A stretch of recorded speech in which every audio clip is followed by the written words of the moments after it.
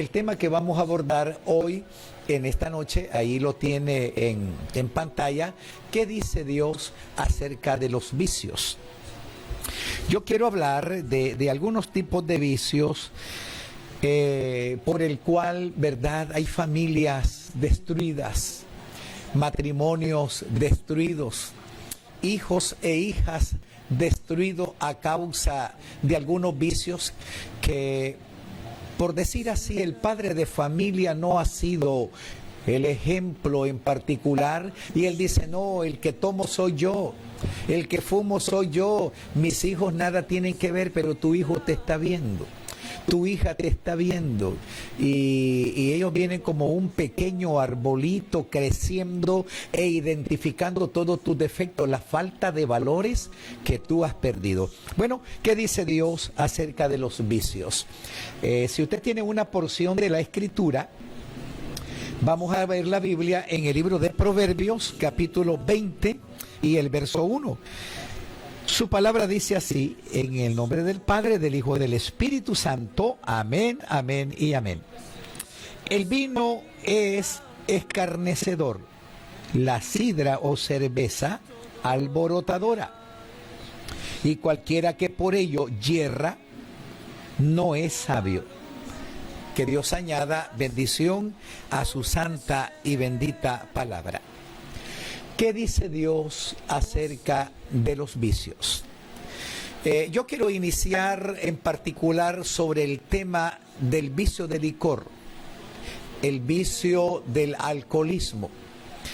Miles de años atrás, antes que la gracia redentora de nuestro Señor y Salvador Jesucristo viniera a la tierra, el Señor a pregonar el mensaje de salvación, a libertar a los cautivos de diferentes vicios, a libertar de diferentes ataduras. Usted se va a dar cuenta cuántas personas se sienten atados a algo en la vida. Hay personas atadas al alcoholismo, otras personas que están atadas al cigarrillo, personas que están atadas a la drogadicción, otras personas que están atadas a los vicios de los tragamonedas, vicios a de la taba, vicios diferentes, que tú me puedes decir: no, ese es mi hobby. Yo después de mi trabajo, yo proveo para mi familia después de mi trabajo, y cuando está el pago de la quincena, yo proveo la alimentación para mis hijos, para mi familia. Pero no radica específicamente que tú tengas esa actitud de decir: yo proveo, yo le doy a mi familia. Hay cosas que tú te das cuenta que te pueden estar dañando, y aunque lo sepas que te están dañando, están provocándote además una lejanía de Dios hacia ti y una serie de enfermedades que te van a atacar continuamente. Este muchacho, el segundo, o más bien el tercer rey de Israel, el hijo de David, este muchacho se llamaba Salomón. Salomón, inspirado por el espíritu profético, el espíritu de la profecía, este hombre habla de una manera muy particular acerca del vicio del alcohol. Hoy usted puede ver el que le ponen nombres al alcohol, le ponen tal nombre, le ponen otro nombre que no quiero mencionar porque son tantos. En el Antiguo Testamento no se definían términos podemos decir, de vinos que eran fermentados en aquella época. No, en la ley levítica no se ponía nombre de eso, solamente la gente se embriagaba. En aquella época había una actitud, digamos, de arrogancia, actitudes de rebeldía. Cuando la persona algo no le salía bien, se escudaba detrás del vino que escarnecía la rueda de la creación, que la palabra del Señor dice que afecta la rueda de la creación. ¿Qué cosa es la rueda de la creación? Pues específicamente la raza humana, nosotros los seres humanos. Esa es la rueda de la creación. Y él dice, el vino es escarnecedor. El vino, en aquella época, Noé, ¿verdad? Él pudo sembrar una vid de uvas. Y lamentablemente, mire usted el aspecto nocivo y hasta empañó la personalidad, la identidad de uno de los grandes hombres de la Biblia, llamado aquel hombre Noé, y dejó fermentar el vino de uvas. ¿Qué es lo que pasó en el caso de este hombre? Eso no quiere decir que porque este es un religioso, o esta es una religiosa, o esta persona que camina, es decir, en el servicio de Dios, la persona que le da lugar a las tinieblas, le da lugar a Satanás y a los demonios. Esta persona va a prevaricar y entonces va a cometer delitos que Dios condena de manera continua o consecutivamente. Vea usted que cuando Noé se embriagó, en sí, yo le voy a explicar la diferencia entre vino dulce y vino embriagante, y se lo voy a hablar desde la raíz original, cómo se descifra, cómo se definen estos dos términos de vino dulce y vino embriagantes. En el caso de Noé, dice que hasta se quitó la túnica, se quitó la ropa cuando cayó en estado de ebriedad por el alcoholismo, es decir, el jugo de uva que dejó fermentar. Todo jugo de uva fermentado embriaga a la persona y bueno, cae al suelo como lo puede hacer, digamos, otra persona que toma otro tipo de licor. Y nótese bien que entre sus hijos hubo un muchacho que cuando vio, creo que era Cam, ¿verdad? Cam, al ver a su padre que estaba desnudo, tirado así, en estado de ebriedad, su hijo comenzó a carcajearse, a ver desnudo, a ver la desnudez de su padre. Hasta dónde el alcoholismo o aquello que embriaga a la persona lo lleva a ese estado. Un estado deplorable, un estado, es decir, que daña la imagen de la familia, que daña al matrimonio, que daña a los hijos. Y esto fue lo que pasó, amados hermanos, con respecto al hermano Noé en esa época. Entonces, Salomón viene recopilando una serie de acontecimientos y de personas que cayeron en ese estado de embriaguez. Por eso, bueno, Salomón recopila esa información y dice, bueno, fulano de tal se embriagó, perencejo de tal se embriagó, yo no quiero caer en ese estado, dijo Salomón. Por eso él, inspirado por el Espíritu Santo, dice, el vino es escarnecedor. ¿Acaso Cam no escarneció a su padre cuando se burló de él, cuando lo miró desnudo, cuando vio tirado a su papá? El otro muchacho dice que tomó algo para cubrir a su papá. Ese muchacho respetaba la autoridad de su padre. Es posible que la autoridad de su padre estaba caída, estaba manchada, la autoridad estaba en el suelo. Sin embargo, aunque la autoridad estaba caída en el suelo, su papá representaba la autoridad. Este muchacho respetaba a su padre, respetaba la autoridad. No así Cam. Cam, en vez de respetar su autoridad, aunque estaba caída, había faltado el respeto a su padre Noé al estar en esa condición de embriaguez. Pero el otro muchacho entendió que su papá no estaba en su juicio cabal. Toda persona que se embriaga pierde sus 5 sentidos. ¿Cuántas personas en estado de ebriedad han quemado su casa?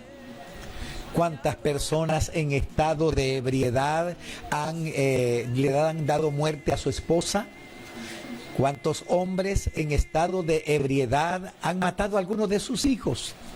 Yo recuerdo a un padre de familia en la capital. Yo me recuerdo, estaba bastante chamaquito, pero yo vi como un padre en estado de ebriedad le lanzó gasolina a su hijo.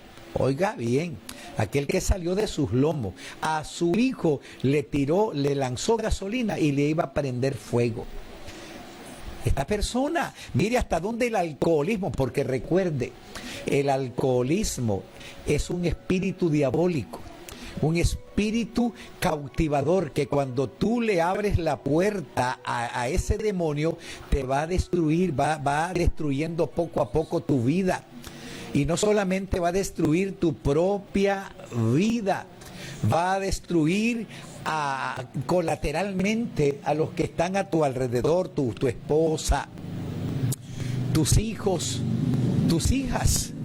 Hemos sabido, amados hermanos y amigos, hemos sabido de padres, óigase bien, hemos sabido de padres de familia que han intentado en estado de ebriedad violar a sus propias hijas. ¿Qué está pasando en este mundo? ¿Qué nos está pasando? Y hay personas que cuando hacen estas cosas están violentando, oiga bien, la rueda de la creación. Están violentando principios y se convierten estas cosas en incesto. Padres que embarazan a sus propias hijas en estado de ebriedad y dice, yo no me acuerdo lo que hice. Mire, yo le voy a hablar casos prácticos. Dios va a juzgar y te va a condenar a ti. O sea, los actos que tú cometes en estado de ebriedad, esos actos te van a condenar delante de la presencia de nuestro gran Dios. Conozco otro caso en particular de un señor en tal lugar. Nosotros estuvimos ministrando en una área de este país y hay muchos años atrás. Y resulta que había un señor que los hijos que tuvo con su señora, buscando la niña mujer, se llenó de solamente hijos varones, 8 hijos varones. Entonces él dijo, ok, estos son mis hijos. Pero ¿qué hacía él continuamente? Los ponía en fila a los 8 niñitos, era como una marimbita, cada uno de los 8 hijos. Y a cada uno de ellos le daba con una cuchara, le daba alcohol, le daba aguardiente. Y cuando habían vecinos que le decían, pero señor, ¿qué es lo que está haciendo usted? Usted está propagando, está trayendo una maldición a sus hijos. No, yo lo estoy haciendo por 2 cosas. Para matarle los parásitos estomacales a ellos. Y número 2, para que se hagan hombres. Este hombre estaba cometiendo error mentalmente y también en la acción que él estaba cometiendo, una acción, es decir, muy malévola. ¿Qué es lo que pasó, amados hermanos? Estos muchachos comenzaron a crecer, desde el más pequeño al más grande, comenzaron a crecer, llegaron a ser jóvenes y todos los sábados y los domingos armaban escándalos porque tomaban alcohol en el patio de su casa. Ellos vinieron terminándose entre ellos porque frecuentemente uno le metía el cuchillo en estado de ebriedad a otro, un muerto. Así frecuentemente habían esas actividades entre ellos. Para no cansarle esta realidad, esto que le estoy platicando, se murieron 7 de ellos, así morían acuchillados en estado de ebriedad entre ellos mismos, porque el alcohol es un demonio que mata, destruye familia, padres, madres, hijos e hijas, parientes, hace una sola cadena para matarlo. Y oiga bien, solo quedaba uno de los 8 hijos. Y él seguía con esta práctica. Una madrugada, un domingo de la madrugada, ese último hijo que quedaba ya era un adulto. Le metió el cuchillo al lado del corazón a su papá y se murió el papá y el hijo preso. Mire hasta dónde llegó esta cadena que desde un principio comenzó con una pequeña cucharadita de alcohol para que esos niños la tomaran, la consumieran. Algunas personas han dicho, pero pastor, si el tomar licor no es ningún pecado, e incluso Jesucristo, él en la boda de Caná de Galilea, él convirtió el agua en vino.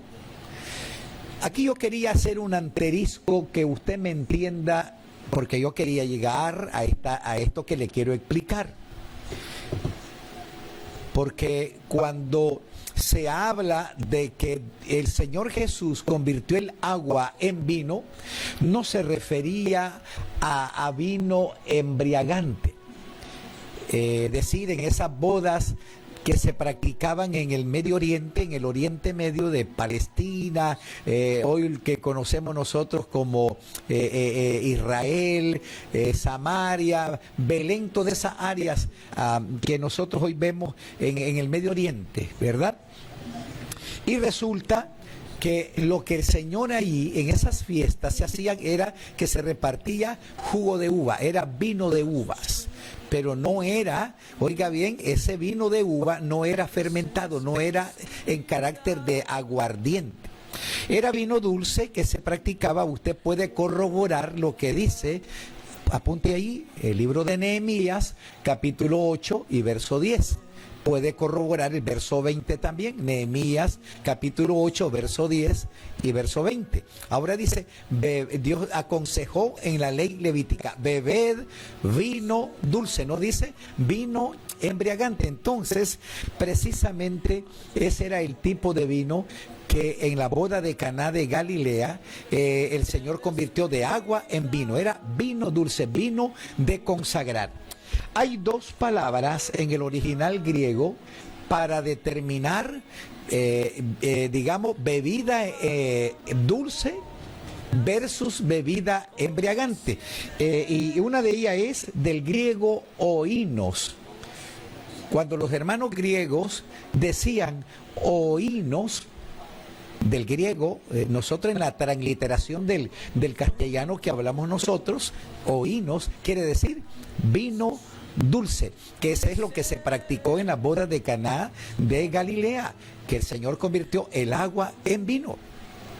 No así vino embriagantes que practicó Noé y lo que hoy se conocen como diferentes nombres de licores, que del original griego dice Ateneo. Ateneo, los hermanos griegos decían vino o bebida embriagantes. O bebida embriagantes. Eso no calificó en la boda de Caná de Galilea decir Ateneo, del griego Ateneo, de decir bebida embriagante, sino que era oínos, es decir, vino dulce, versus Ateneo, que quiere decir bebida embriagantes. Lo practicaron aquellos reyes como Belsasar en el imperio babilónico, que, oiga bien, dice que este hombre se embriagó. Había traído las cucharas sagradas, los vasos sagrados, los platos sagrados de Israel, de Jerusalén. Había invadió Jerusalén, la capital de Israel, y entonces celebró, es decir, la victoria, el imperio babilónico en ese tiempo, Belsasar. Y él comenzó a invitar a miles de sus amigos al Palacio Real en Babilonia, y dice que al filo de la medianoche, él comenzó a ver unas letras caldeas que decía Mene, Mene, Tekel, Uparsin. Eran letras caldeas que su interpretación decía: contado Dios a tu reino y le ha puesto fin y te vas a morir. Había una sentencia en esas letras caldeas. Y vea usted, estaba en estado de ebriedad el rey Belsasar, y el licor se le fue de su mente cuando miró esas letras que una mano todopoderosa escribía en la pared del palacio donde él estaba. Y vea usted, una persona en estado de ebriedad, ¿qué puede hacer una persona? Pero tantas cosas, tantas irregularidades que se dan en estas condiciones. Bueno, yo quiero poner un asterisco porque el tema que nosotros estamos tocando es amplio. Yo tengo un estudio amplio acerca de qué dice Dios acerca de los vicios. Pero yo quiero poner un asterisco de lo que acabamos de hablar sobre el alcoholismo. El alcoholismo, muchas personas se lleva a las personas de diferentes estratos sociales. Ahí hay doctores, abogados, ingenieros, de toda estrato social. No perdona. Muchos hombres, buenos catedráticos han caído sumisos en los vicios del alcoholismo. Pero Dios tiene el poder para cambiarte. Nótese bien. Nosotros respetamos algunas instituciones que ayudan un poco, ¿verdad?, a estas personas para ir dejando el alcoholismo, pero no son, digamos, algunas pautas que te enseñen y que te digan esto es lo que te va a cambiar. Tantos pasos que te pueden enseñar. Reitero nuevamente, hay instituciones que han ayudado mucho a estas personas, pero ¿sabe quién es el único que te puede ayudar a salir del vicio, del demonio del alcoholismo? Solamente se llama Jesucristo, el Hijo de Dios, que Él es el que te puede cambiar. Ahora hablamos de lo que es el cigarrillo. El cigarrillo está matando amado hermano, amigo, a tantas personas. Solamente en España, oiga bien, la gente que se muere año con año son 45,000 personas al año. En 1990, a nivel universal, el estudio habla que en el año 1900 eran 1.000 millones de personas a nivel de universo que fumaban. Hoy en la actualidad, a lo que vamos del año 2023, se ha aumentado más el vicio del cigarrillo. 1.140 millones de personas alrededor del mundo que están con ese vicio y ese demonio del cigarrillo. La Organización de la Salud a nivel mundial está preocupada. Está preocupada por lo que está pasando sobre este asunto. Mire lo que dijo un historiador que se llamaba Jacob Gell. Él dijo, ¿qué diferencia hay entre un fumador y un suicida? ¿Qué diferencia hay? Él dijo esa diferencia entre un fumador y un suicida. Dice, el suicida, porque lo puede hacer de repente, lo puede hacer al instante, solo programó algo y dice, voy a cometer esto, y se tiró de un puente, se mató o se suicidó. Lo puede hacer de manera instantánea. No así el fumador, que también él marca su etapa de muerte, porque el fumador va continuamente hasta que sus pulmones mueren, dejan de respirar los bronquios. Óigase bien, una persona que fuma, alguien me dijo, pero demostrame en la Biblia que diga no fumarás. Es decir, la Biblia no te va a decir no fumarás, pero te habla, digamos, donde dice que tú eres templo y morada del Espíritu Santo de Dios, y el cuerpo que Dios te ha dado a ti es un cuerpo que tú tienes que conservarlo y no meter cosas que te dañan, cosas que te están afectando. Mire que a nivel mundial actualmente hay personas que ellos quieren salir de ese ambiente. Me decía un amigo, mire pastor, si yo ya estoy cambiando, hombre, me dice, si antes al día me fumaba 10 paquetes de cigarro, ahora solamente me estoy fumando 5. Vea usted cómo te daña tu aspecto económico, cómo te daña tu salud. Mire, aquí escribí yo sobre las personas que tienen ese problema, las causas del fumador. Las arterias se encogen, ¿sabe usted? Ya hay personas que fuman, no pueden respirar muy bien. Le da cáncer de laringe. Además de eso, sus encías se comienzan a podrir. Y cuando le vas a dar el beso a tu esposita, a lo mejor tu esposita te recibe el beso, pero no te aguanta el hedor del cigarrillo. Es una causal también de cáncer de pulmón, cáncer de los bronquios. Afecta, dice, oiga bien, ¿hasta dónde afecta el cigarrillo? Afecta la vejiga, afecta el páncreas, y eso es algo terrible. Dientes, personas que pierden su dentadura, se le pudre su dentadura, porque ese es como un veneno. Ese es algo que está afectando tremendamente. Mire, quiero leerle sobre algo que me gustó aquí. El fumar es falta de gratitud. Este escritor dice que cuando tú fumas y no le agradeces a Dios por los pulmones que Dios te puso a ti, mientras otros están respirando con un tanque de oxígeno en un hospital, que se están ahogando, ya no pueden respirar de sus pulmones, tú estás metiéndole humo, veneno a tus pulmones. Dios te puso pulmones, y no critiques a Dios cuando te mueras en esa condición. Oiga, dice Dios, Dios nos ha dado el aire y 2 pulmones para respirarlo. Aquí nosotros podemos ver, ¿verdad?, cuántas veces las personas han tenido que estar sufriendo agónicamente en un centro hospitalario, porque la Biblia nos habla, amados hermanos, de diferentes pecados. Pablo habla, segunda de Timoteo, capítulo 4, sobre de 18 pecados, que habla ahí que son mortales, como un mosaico de pecados que van a la deriva, a la persona lo llevan en esa condición. Pero qué tremendo cuando nosotros vemos el mal y lo buscamos. La cajetilla de cigarro dice: fumar puede producir cáncer. Fumar es dañino para la salud. Y vea usted cómo las personas saben que le está dañando esto y continúan haciendo esto. En Boaco hay una monografía que se acaba de hacer sobre los de primaria, los muchachos de primaria y secundaria, que dice que hay un porcentaje muy alto de los muchachos que estudian en primaria y secundaria solamente en los colegios de la ciudad de Boaco.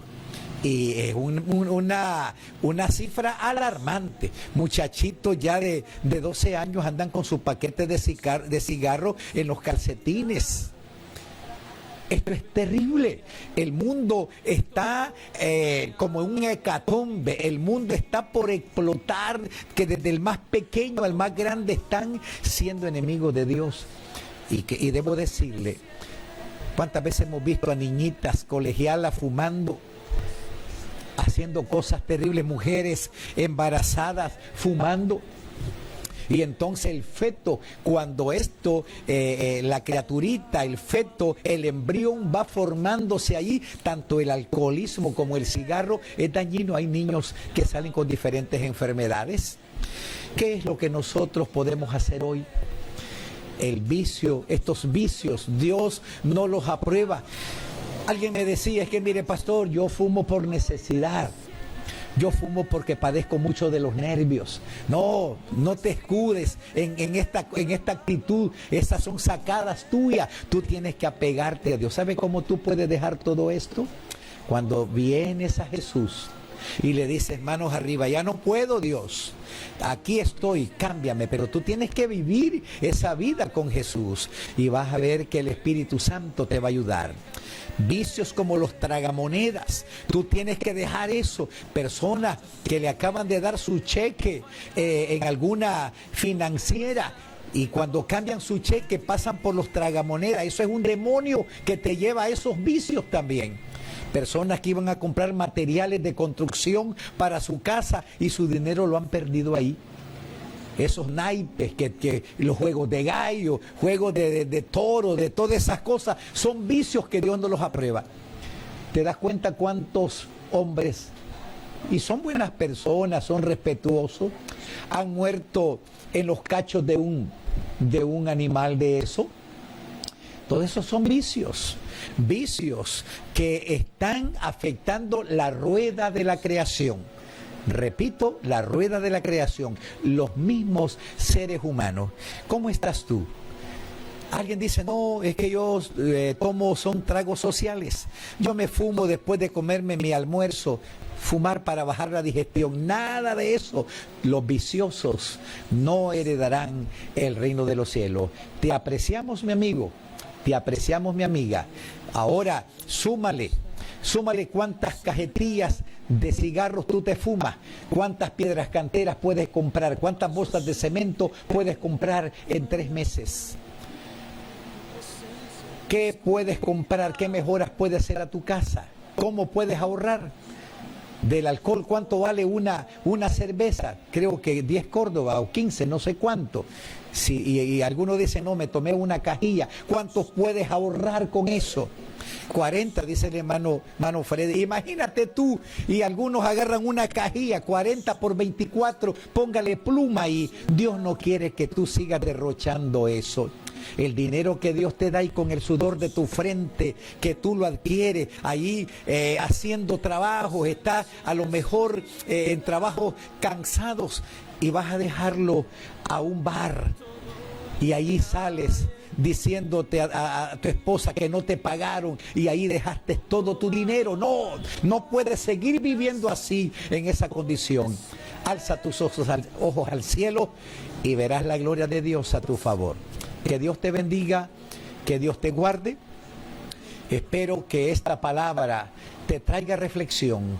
No puedes seguir viviendo así. Tus hijos te están viendo esa actitud fea que estás practicando.